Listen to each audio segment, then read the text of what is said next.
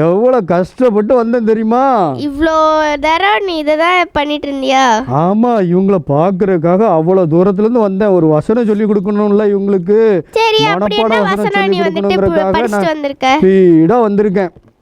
அது எவ்வளோ பெரிய வசனமா சின்ன வசனமா? அக்கா, குட்டி வசனம் தான். குட்டி வசனம் தானா? ஆமாம் ஆமாம் அக்கா, நான் ஒரு குட்டி வசனம் படிச்சுட்டு வந்திருக்கிறேன். அதை சொல்லி தரட்டுமா? சரி. எல்லாருக்கும் அழகா சொல்லுவீங்களா?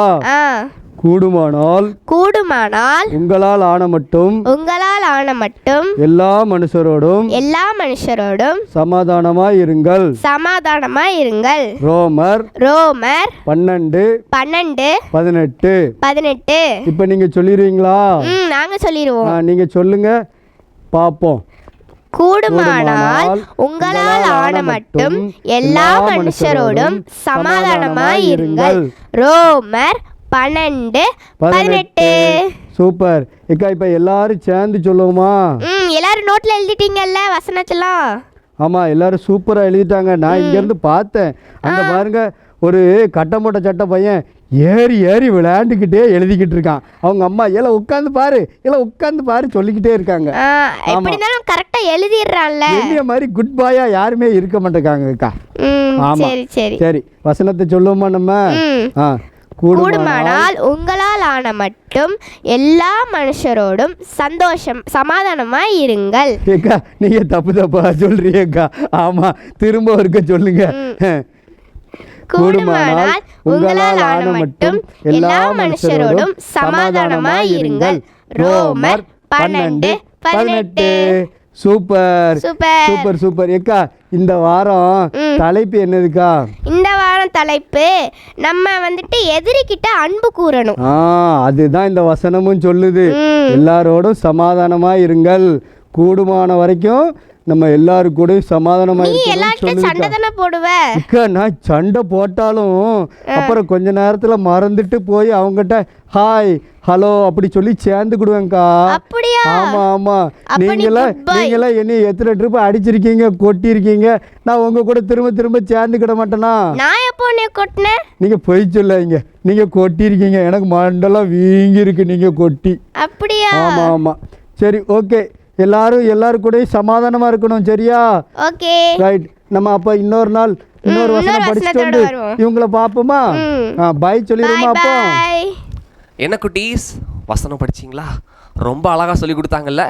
என்றைக்குமே வசனத்தை மறந்துடாதீங்க. உங்களுடைய ஹார்ட்டில் எழுதி வச்சுக்கோங்க. நிச்சயமாக மறக்காது, உங்களுக்கு ரொம்ப யூஸ்ஃபுல்லாக இருக்கும். ஓகே, வசனமும் படிச்சிட்டோம். இப்போது நீங்கள்லாம் ரொம்ப ஆர்வமாக இருக்கிற பைபிள் ஸ்டோரி டைம்.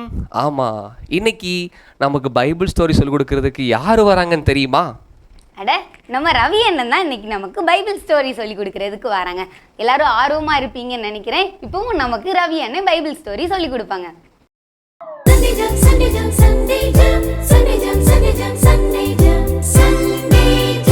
ஹலோ குட்டி பிள்ளை, எப்படி இருக்கீங்க? நல்லா இருக்கீங்களா? நம்ம ஒவ்வொரு வாரமும் பைபிள்லேருந்து ஒரு கதையை பார்த்துட்ருக்குறோம். இந்த கதை ஆதியாகமத்திலேருந்து தொடர்ந்து பார்த்து வரோம். உங்களுக்கு ஞாபகம் இருக்கு தானே? ஆமாம், நீங்கள் பைபிளை இந்த கதையை கேட்டு வாசிச்சின்னு வைங்களேன், தொடர்ந்து பைபிள் படித்த மாதிரி ஒரு திருப்தி இருக்கும் உங்களுக்கு. தொடர்ந்து இந்த கதையை கேளுங்க.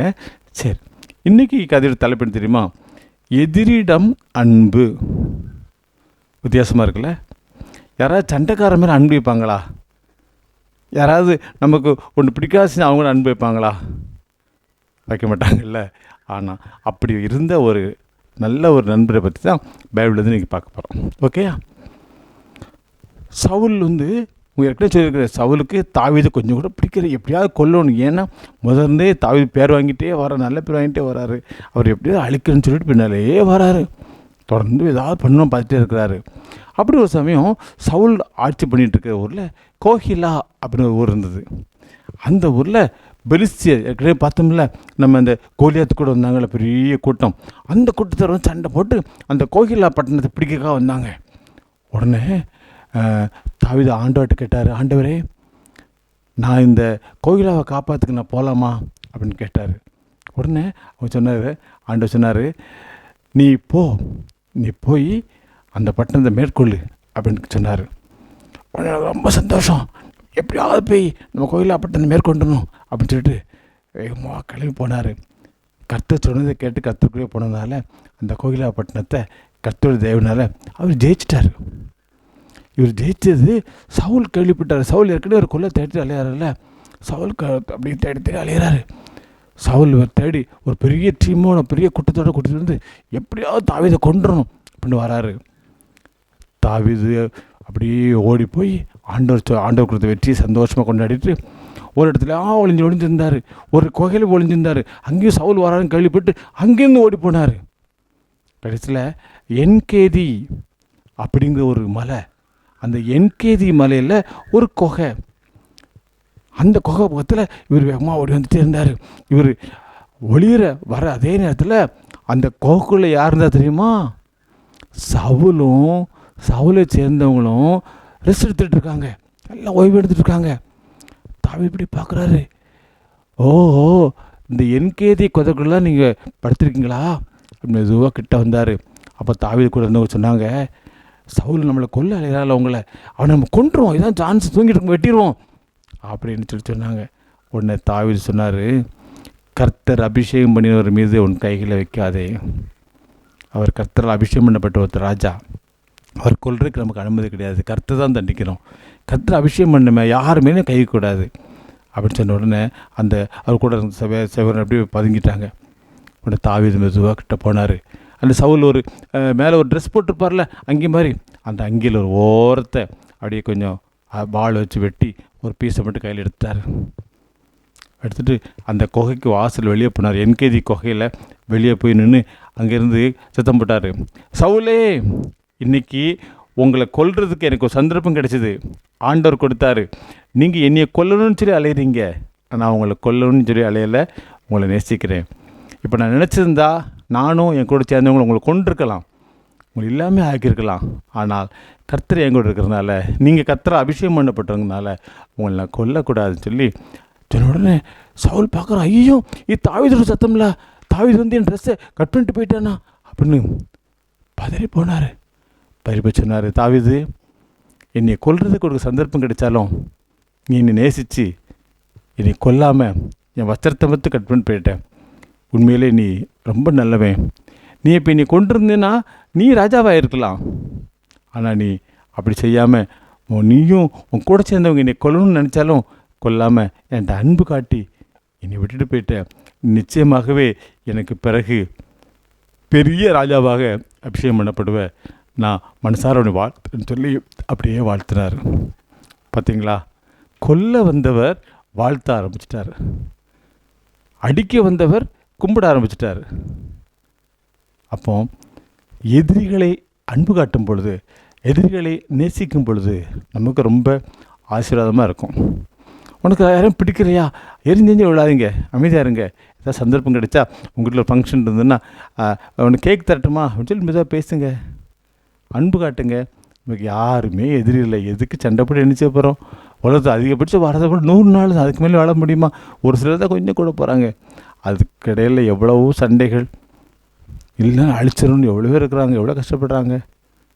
ஆண்டவர் அபிஷேகம் பண்ணும்போது கை வைக்கக்கூடாது, யாரையுமே விரோதிக்கக்கூடாது, எதிரிகளையும் நேசிக்கணும்.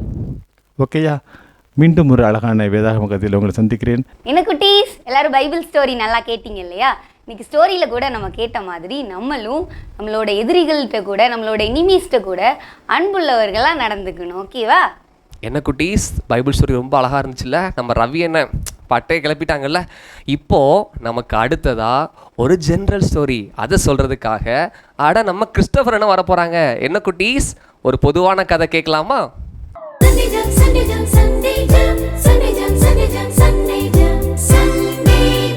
ஹாய் குட்டீஸ், எல்லோரும் எப்படி இருக்கீங்க? நல்லா இருக்கீங்களா? சூப்பர். உங்களெல்லாம் பார்த்தோன்னே அண்ணனுக்கு ரொம்ப சந்தோஷமாக இருக்குது. ஆமாம், எல்லோரும் ரொம்ப பிரிஸ்காக ஜம்முன்னு கதை கேட்குறக்காக உட்காந்துருக்கீங்க, அப்படி தானே? இன்றைக்கி நம்ம யாரை பற்றி பார்க்க போகிறோம் தெரியுமா? ஆஸ்திரேலியாவிலேருந்து ஒரு அங்கிள் நம்ம இந்தியாவுக்கு வந்து ஒரிசா மாநிலத்தில் ஊழியம் செய்கிறக்காக மிஷினரியாக வந்தாங்களாம். அவங்கள பற்றி தான் நம்ம பார்க்க போகிறோம். ஆமாம், நிறையா பேருக்கு தெரிஞ்சிருக்கும், இருந்தாலும் அண்ணன் சொல்கிறேன், நீங்கள் நல்லா கவனமாக கேளுங்க, சரியா? சேட்டை பண்ணக்கூடாது, அமைதியாக உட்காருங்க. ஓகே. அந்த ஆஸ்திரேலியாவிலேருந்து வந்தாங்கள்ல, அந்த அங்கிள் பேர் வந்து கிரகாம் ஸ்டெயின். ஆமாம், அவங்களுக்கு 3 பிள்ளைகள் இருந்தாங்க, சரியா? ஒரு அக்கா, 2 அண்ணன்மார். ஆமாம், அவங்க ஒய்ஃபு, அந்த அங்கிள் 3 பிள்ளைகள் இவ்வளோ பேரும் ஆஸ்திரேலியாவிலேருந்து நம்ம இந்தியாவுக்கு ஒரிசா மாநிலத்தில் வந்து குஷ்டரோகிகள் மத்தியில் ஊழியம் செய்கிறதுக்காக வந்தாங்க. சரியா? அப்படி அவங்க இங்கே வந்து ஆண்டவரை பற்றி ஊழியங்களை செஞ்சுட்டு அந்த குஷ்டரோகிகளெல்லாம் சேமித்து அவங்களுக்கு நல்ல உதவிகளை செஞ்சுட்டு இருந்தாங்க.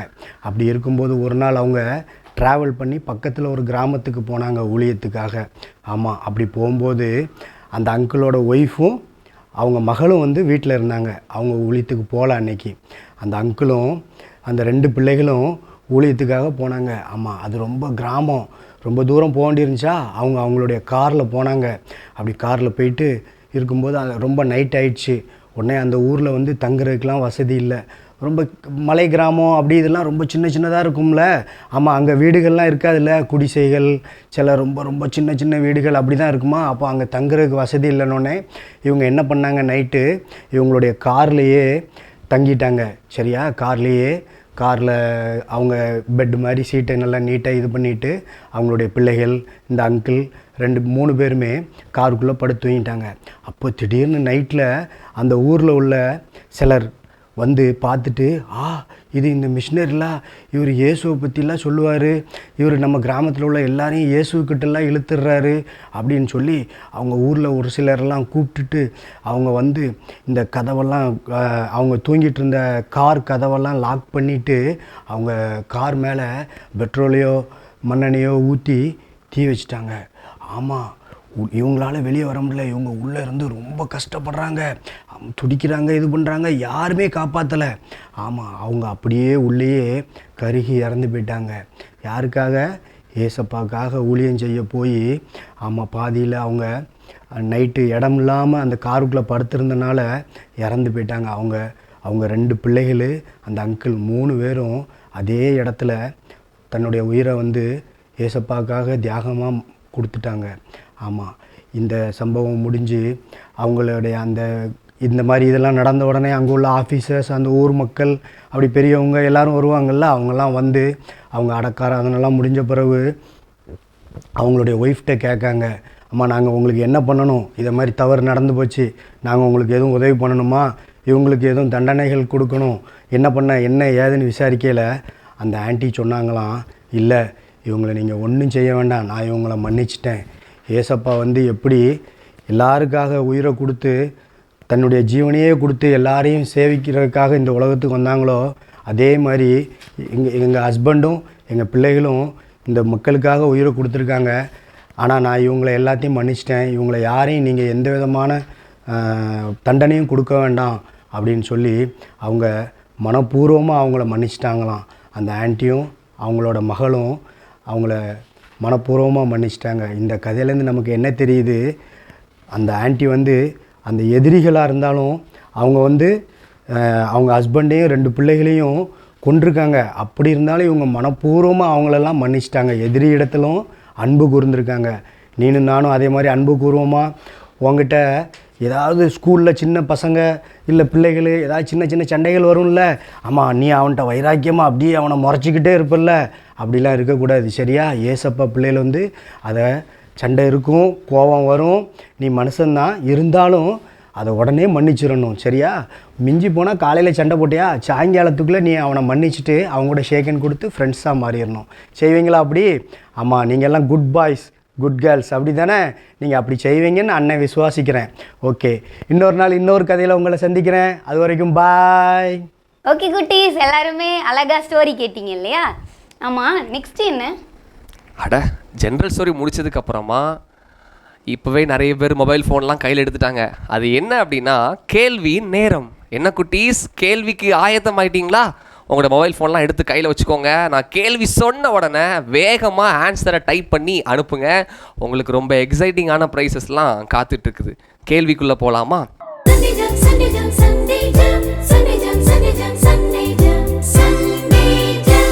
இன்னைக்கான கேள்வி என்ன அப்படின்னு சொன்னால், தாவீது சவுலின் வஸ்திரத்தை வெட்டிய குகையின் பெயர் என்ன? தாவீது சவுலின் வஸ்திரத்தை வெட்டிய குகையின் பெயர் என்ன? ஓகே குட்டீஸ், நிறைய பேருக்கு ஆன்சர்லாம் தெரிஞ்சுட்டு போல. தமிழக்கா, நிறைய பேர் ஆன்சர்லாம் டைப் பண்ண ஆரம்பிச்சிட்டாங்க. கீழே தெரிகிற நம்பருக்கு உங்களுடைய ஆன்சர்ஸ் எல்லாம் அனுப்புங்க. எக்ஸைட்டிங்கான ப்ரைஸஸ்லாம் உங்களுக்கு காத்துக்கிட்டு இருக்கிறது. என்ன குட்டீஸ், இன்னைக்கு சண்டே ஜாம் நிகழ்ச்சி எல்லாருக்குமே யூஸ்ஃபுல்லாக இருந்துச்சா? இன்றைக்கும் நம்ம நிறைய சாங்ஸ், ஸ்டோரிஸ் எல்லாமே கற்றுக்கிட்டோம் இல்லையா? நம்ம அந்த ஸ்டோரிஸ் மூலமாக நம்ம எனிமீஸ்ட்டு கூட வந்து அன்பாக இருக்கணும் அப்படின்னு சொல்லி நம்ம கற்றுக்கிட்டோம் இல்லையா? அதை இனிமேல் நம்மளோட லைஃப்பில் அப்ளை பண்ணுவோம். எனக்குமே இன்றைக்கி சண்டே ஜாம் நிகழ்ச்சி ரொம்பவே யூஸ்ஃபுல்லாக இருந்துச்சு. என்னென்ன உங்களுக்கு எப்படி இருந்துச்சு? உண்மையிலே எனக்கும் ரொம்ப யூஸ்ஃபுல்லாக இருந்துச்சுக்கா. நான் ரொம்ப என்ஜாய் பண்ணேன். நம்ம பிள்ளைங்களும் ரொம்ப அழகாக என்ஜாய் பண்ணியிருப்பாங்கன்னு சொல்லி நான் நம்புகிறேன். இப்போது குட்டீஸ், நம்ம இந்த ப்ரோக்ராமுடைய கடைசி நேரத்துக்கு வந்துட்டோம். இப்போ நம்ம ப்ரேயர் பண்ணி முடிக்க போகிறோம். ஜெபம் பண்ணலாமா? எல்லோரும் முழங்கால் படிட்டு கை கூப்பி கண்ணை மூடி அண்ணன் சொல்ல சொல்ல என்னோடு சேர்ந்து ஜெபம் பண்ணலாமா? ஜெபம். அன்புள்ள ஆண்டவரே, அன்புள்ள ஆண்டவரே, இந்த நல்ல நாளுக்காக நன்றி. இந்த நல்ல நாளுக்காக நன்றி. இந்த நாளிலும் சண்டே ஜாம் நிகழ்ச்சியின் மூலமாக நல்ல பாடல்கள், கதைகள், வசனங்கள் எல்லாம் கற்றுக்கொண்டோம். உமக்கு நன்றி செலுத்துகிறோம். எதிரிகளிடமும் அன்பு செலுத்த எங்களுக்கு உதவி செய்யுங்க. இயேசு கிறிஸ்துவின் நாமத்தில் ஜெபிக்கிறோம் நல்ல பிதாவே. ஆமென். என்ன குட்டீஸ், இன்னைக்கு சண்டே ஜாம் நிகழ்ச்சியை நீங்கள் ரொம்ப அழகாக என்ஜாய் பண்ணீங்க இல்லையா? இதே மாதிரி இன்னொரு எக்ஸைட்டிங்கான ப்ரோக்ராமில் உங்களை சந்திக்கிறோம். அதுவரை உங்களிடமிருந்து விடை பெறுவது நான் உங்கள் ராஜா அண்ணன், நான் உங்கள் தமிழக்கா. பாய். பெண்ணின் அடையாளம், பாரம்பரியத்தின் பெருமிதம், இயற்கை வண்ணப்பட்டுகள், மின்னும் பல வண்ணங்கள், நெஞ்சை அள்ளும் பட்டு ஆடைகள், பட்டு ஆடை ஒவ்வொன்றுக்கும் பல கதைகள். ஆடை மழையிலே மனமாடி மகிழுதே, செல்வராணி பட்டின் தனித்துவமே, மங்களம் தங்குமே, மனமகிழ்ச்சி பொங்குமே, என்றும் இல்லத்தின் சந்தோஷமே. செல்வராணி பட்டு மகால், அழகிய பட்டின் அடையாளம் செல்வராணி பட்டு ஜவுளி அண்ட் ரெடிமேட்ஸ், ஆலங்குளம், தென்காசி.